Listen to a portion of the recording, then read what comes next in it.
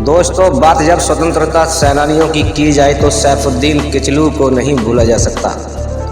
जी हाँ, सैफुद्दीन किचलू भारतीय स्वतंत्रता सेनानी एवं वकील तथा भारतीय राष्ट्रवादी मुस्लिम नेता थे। इनका जन्म पंजाब के अमृतसर में 15 जनवरी 1888 में हुआ था। ये उच्च शिक्षा के लिए विदेश चले गए और कैम्ब्रिज विद्यालय से स्नातक की डिग्री, लंदन से बार एट लॉ की डिग्री तथा जर्मनी से पीएचडी की उपाधि प्राप्त करने के उपरांत सन 1915 में भारत वापस लौट आए। यूरोप से वापस लौटने पर इन्होंने अमृतसर से वकालत का अभ्यास शुरू कर दिया। इन्हें अमृतसर की नगर निगम समिति का सदस्य बनाया गया तथा इन्होंने पंजाब में भारतीय राष्ट्रीय कांग्रेस का आयोजन किया। सन 1919 में किचलू ने पंजाब में एंटी राष्ट्र एक्ट आंदोलन की अगुवाई की। उन्होंने खिलाफत और असहयोग आंदोलन में सक्रिय रूप से भाग लिया और जेल भी गए। रिहाई के पश्चात उन्हें ऑल इंडिया खिलाफत कमेटी का अध्यक्ष चुना गया।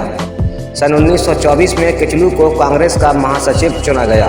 सन 1929 में जब जवाहरलाल नेहरू के नेतृत्व में पूर्ण स्वराज का प्रस्ताव पारित किया गया तो उस समय इन्हें कांग्रेस की लाहौर समिति का सभापति बनाया गया।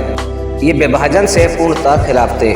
9 अप्रैल 1919 को अमृतसर के लोगों ने एक जुलूस निकाला था। ब्रिटिश सरकार ने सैफुद्दीन किचलू और डॉक्टर सतपाल की गिरफ्तारी का आदेश दिया। उनकी गिरफ्तारी की खबर ने अमृतसर के लोगों के बीच मजबूत प्रतिक्रिया पैदा की।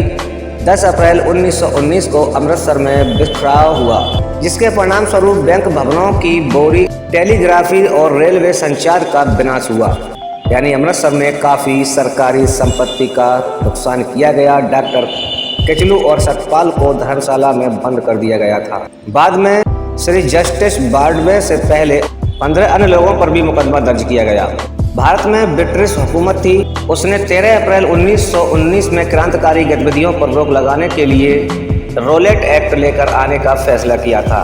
इस एक्ट के मुताबिक ब्रिटिश सरकार के पास शक्ति थी कि वे बिना ट्रायल चलाए किसी भी संदिग्ध को गिरफ्तार कर सकती थी या उसे जेल में डाल सकती थी। रोलेट एक्ट के तहत पंजाब में 2 मशहूर नेताओं डॉक्टर सतपाल और डॉक्टर सैफुद्दीन किचलू को गिरफ्तार कर लिया गया था।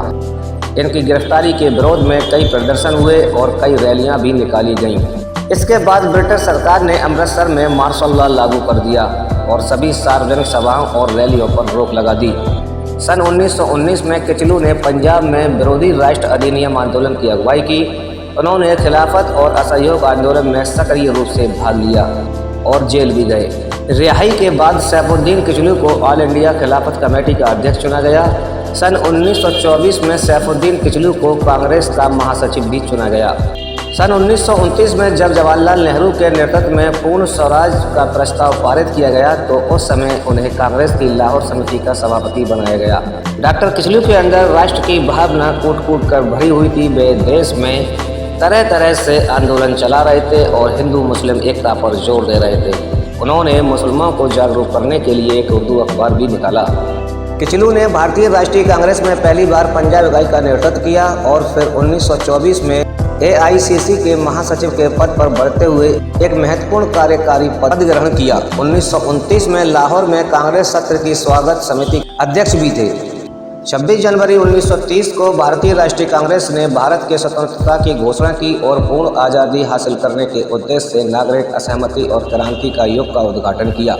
किचलू भारतीय युवा कांग्रेस के संस्थापक भी थे, जिसने लाखों छात्र युवा भारतीयों को राष्ट्रवादी कारणों से जोड़ा। वे जामिया मिलिया इस्लामिया की फाउंडेशन कमेटी के सदस्य भी थे, जो 29 अक्टूबर 1920 को मिले और जामिया मिलिया इस्लामिया विश्वविद्यालय की स्थापना की।